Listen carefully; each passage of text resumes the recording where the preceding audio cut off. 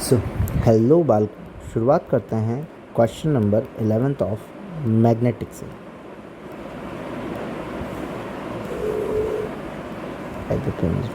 Okay, magnetic से now electromagnetism या magnetism का मूविंग चार्ज मैग्नेटिज्म के है हमारा। तो उसमें 11th क्वेश्चन हमें क्या कह रहा है, 1 ampere current flows through infinity long straight wire. भाई इन्फिनिटी लॉन्ग स्ट्रेट वायर जो होता है उसका मैग्नेटिक फील्ड निकालने का जो फॉर्मूला होता है किसी डी डिस्टेंस पे, वो होता है mu naught I by 2 pi D. ये मैग्नेटिक फील्ड है किसी डी डिस्टेंस पे। तुम तो थीटा वाला याद रखोगे तो उस बेसिस पे भी निकाल सकते हो, कोई इशू नहीं है। अगर थीटा वाला मैं बता देता हूँ कि mu naught I by 4 pi D sine theta 1 plus sine theta 2, ये हमारा हो जाएगा ये हमारा हो जाएगा एक फाइनाइट लेंथ के लिए हो जाएगा। और हमारा ये डी डिस्टेंस है और ये थीटा 1 ले लो और ये थीटा 2 ले लो। तो ये हमारा किसके लिए, इसके लिए। अगर इन्फिनिट पे चला गया दैट मीन्स कि ये लाइन जो हो जाएगी वो इससे कितना एंगल बनाएगी, 90 का एंगल बनाएगी। बहुत दूर होगा तो 90 का एंगल बनाएगी, दैट इज साइन 90 की वैल्यू जो हो जाएगी वो कितनी हो जाएगी 1, और 1 दोनों पे ही वैल्यू क्या देगी 1 कितना हो जाएगा 2, 2 से 2 कैंसिल आउट हो जाएगा, 2 बच जाएगा। इसीलिए इनफाइनाइट लेंथ का जो फॉर्मूला है वो क्या आ जाएगा, mu naught I by 2 pi D. So magnetic field produce at the 1 metre away from it, तो आराम से निकाल देते हैं। So B is equal to mu naught की value 4 pi into 10⁻⁻⁷, I ampere current कितना है 1 अपॉन में 2 इंटू पाई इंटू में डी डिस्टेंस कितना दिया हुआ 1 मीटर का। 2 पाई से ये 2 पाई कैंसिल आउट हो जाएगा, 2 पाई आ जाएगा। तो नॉर्मली ऑप्शन नंबर कौन सा हो जाएगा हमारा, तो ना। 12th क्वेश्चन की अगर बात करें तो 2 infinite long parallel wire carrying equal current in same direction, मतलब कि अगर करंट की डायरेक्शन इसमें इधर जा रही है तो इस वाले में भी इधर ही जा रही है। और ये इन्फिनिटी है, ये इन्फिनिटी है, ये भी इन्फिनिटी है और ये भी इन्फिनिटी है। The magnetic field at the mid point of the 2 wire is, मतलब कि यहाँ कहीं। सो करंट की डायरेक्शन जो है वो कहाँ है, ऊपर की तरफ है। अब हमें राइट हैंड थंब रूल लगाना है, थंब को हमेशा करंट की डायरेक्शन में लगाना है और फिंगर्स जो है वो तुम्हें क्या दे देगी, डायरेक्शन ऑफ मैग्नेटिक फील्ड। ठीक है, तो अगर करंट की डायरेक्शन में तुम रखते हो दैट मीन्स कि करंट की डायरेक्शन में तुमने क्या रखी है, फिंगर रखी है, तो ये करंट की डायरेक्शन में हो जाएगी। जस्ट थिंक ऑफ इट, ये वायर है और वायर में से करंट ऊपर की तरफ जा रही है। अगर ऊपर की तरफ करंट जा रही है तो मैंने फिंगर अंगूठा जो है यहाँ रखा हुआ है, जैसे तुम अगर देखोगे तो स्क्रीन पे कुछ इस तरीके से ऊपर करंट जा रही है और फिंगर जो है वो कहाँ जा रही है, अंदर की तरफ जा रही है, अंदर की तरफ जा रही है। दैट मीन्स कि यहाँ क्या आ जाएगा, एक्स आ जाएगा। अंदर को कौन डिनोट करेगा, एक्स। अब दूसरे वायर की तरफ चलते हैं, ये सेकंड वायर लिख लेता हूँ।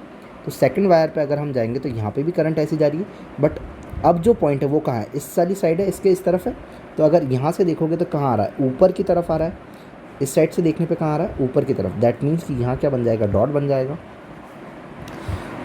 मतलब कि एक फील्ड अंदर जा रही है तो एक फील्ड बाहर आ रही है। अब एक फील्ड अंदर जा रही है, एक फील्ड बाहर आ रही है, और डी डिस्टेंस जो है वो दोनों की क्या है, सेम रहेगी। करंट भी दोनों की सेम है, फॉर्मूला सेम लगेगा, ना आई में चेंज है ना डी में चेंज है। एक ऊपर जा रहा है एक नीचे आ रहा है, दोनों ही कैंसिल आउट हो जाएगा। तुम्हारा क्या हो जाएगा, 0। तो ऑप्शन नंबर कौन सा हो जाएगा हमारा, ना। क्वेश्चन नंबर 13 की अगर बात करें तो वो ये कह रहा है कि the closely wound flat circular coil, जिसमें नंबर ऑफ टर्न्स जो दिए हैं वो 25 दिए हुए हैं, डायमीटर जो दिया हुआ है वो 10 सेंटीमीटर दिया हुआ है, that is 5/100 metre. And current जो दे रखी है वो कितना दे रखा है हमें, 4 दिया हुआ है। Determine the magnetic flux density circular centre of coil, centre of the coil पे जो मैग्नेटिक फील्ड होता है वो होता है mu naught I by 4r। भाई एक सर्कुलर आर्क पे मैं तुम्हें बता देता हूँ, सर्कुलर आर्क पे अगर देखोगे तो वो जो होता है वो हमारा होता है mu naught I by 4 pi r, और ये थीटा। अब थीटा क्या है, एंगल है। अब इस सर्कल के लिए थीटा तो पूरा 360 डिग्री है। अब 360 को क्या लिख सकते हैं, 2 पाई लिख सकते हैं। तो पाई से पाई कैंसिल आउट, ये कितना हो जाएगा 2। तो mu naught I by 2r, sorry. तो सेंटर पे कितना होता है, mu naught I by 4r नहीं होता है, mu naught I by 2r होता है। तो मैं ये फिर से तुम्हें पूरा फॉर्मूला लिख लेता हूँ, mu naught I by 4 pi r theta. तो ये आर्क की, ठीक है।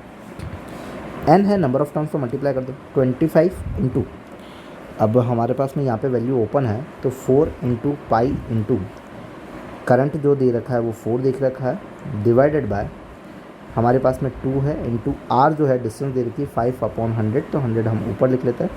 5 5 ज़ा 25, 2 2 ज़ा 4, तो ये हमारे पास में आ जाएगा 4, बस नॉर्मल कर गया, 4 2 ज़ा 8, 8 40, तो 40 इंटू 1000 कर देता हूँ, 4000 इंटू 3.14, ये हमारे पास में हो जाएगा।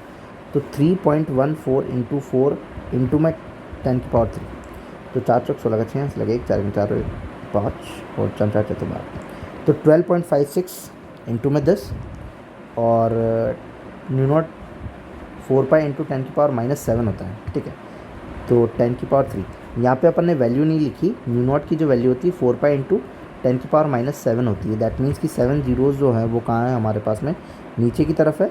तो 7 से 4 कैंसिल आउट हो जाएंगे, तो 10 की पावर -4 बच जाएगा। और एक पॉइंट अगर हम आगे से पाते हैं तो 1.256 इंटू में 10 की पावर -3, ये हमारे पास में आंसर आ जाएगा। तो ऑप्शन नंबर कौन सा हो जाएगा हमारा? थर्ड। वैसे न्यूमेरिकल वैल्यू के हिसाब से तो हमारा थर्ड ही जाएगा, तो आना भी यही है। तुम नॉर्मली सॉल्व करोगे तो भी आ जाएगा।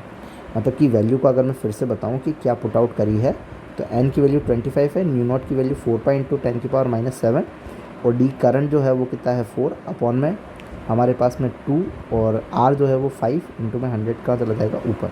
ये हमारी वैल्यू, इसको सॉल्व करके आंसर आ जाएगा। ना क्वेश्चन नंबर 14 की अगर बात करें तो पाई एम्पियर, मतलब कि करंट की जो वैल्यू है वो कितनी है, पाई दे रखी है।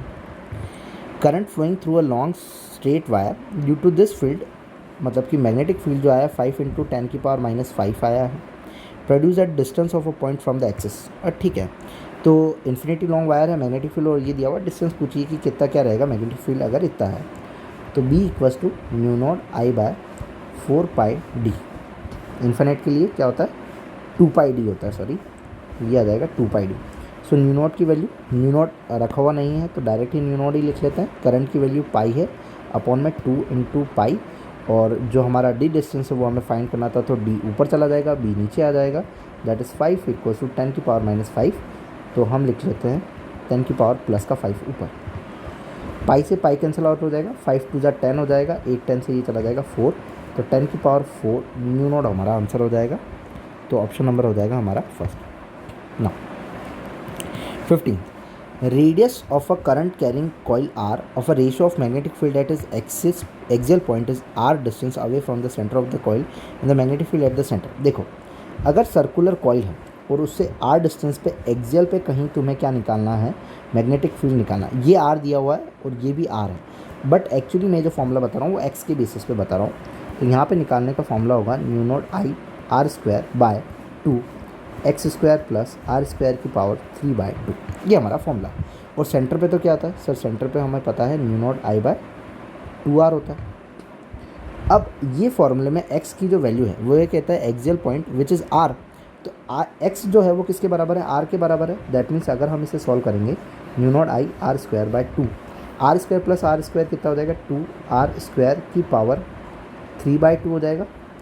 इसको नॉर्मली सॉल्व करेंगे तो mu naught I R square by 2 into में 2 की पावर 3 बाय 2 इंटू में आर स्क्वायर की पावर 3 बाय 2, यही ऐसे ही सॉल्व होगा। स्क्वायर से स्क्वायर कैंसिल आउट हो गया, एक क्यूब से स्क्वायर कैंसिल आउट हो जाएगा, तो नीचे हमारे पास में सिर्फ और सिर्फ आर बचा रह जाएगा। हमने पावर जो थी वो दोनों को दे दी,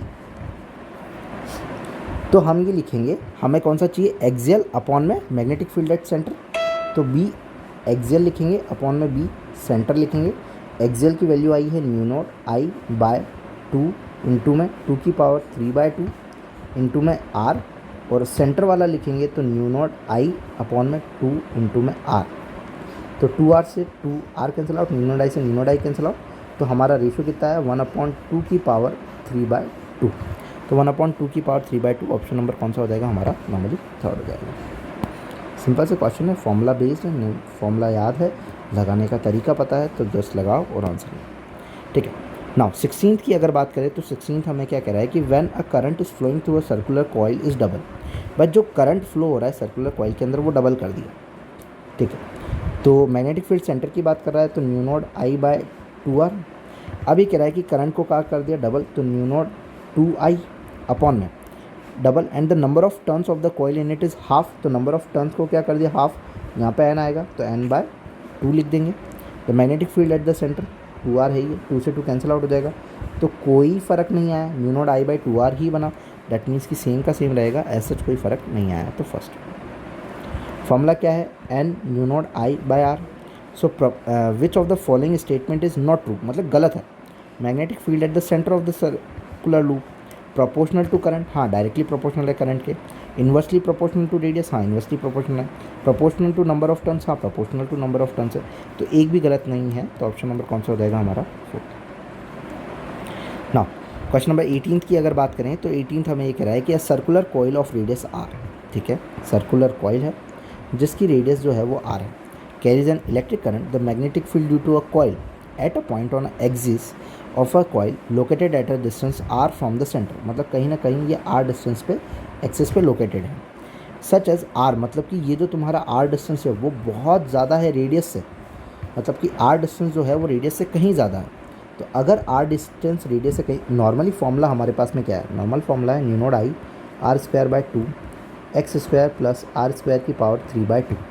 अब ये यूँ कह रहा है कि जो आर है, वो कैपिटल आर मतलब उसकी रेडियस से कहीं ज़्यादा है, तो इस पूरे को ही हम क्या लिखेंगे, आर स्क्वायर।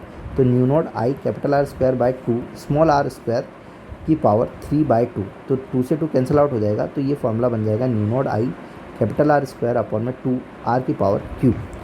तो ये स्मॉल आर से कैसा है, स्मॉल आर से ये पड़ा है 1/r क्यूब की टर्म्स में, तो 1/r क्यूब की टर्म्स में हमारा ऑप्शन कौन सा हो जाएगा, फोर्थ। तो ऑप्शन नंबर कौन सा हो जाएगा हमारा, नॉर्मली फोर्थ। ना फोन करता है 19 की तरफ चलता है।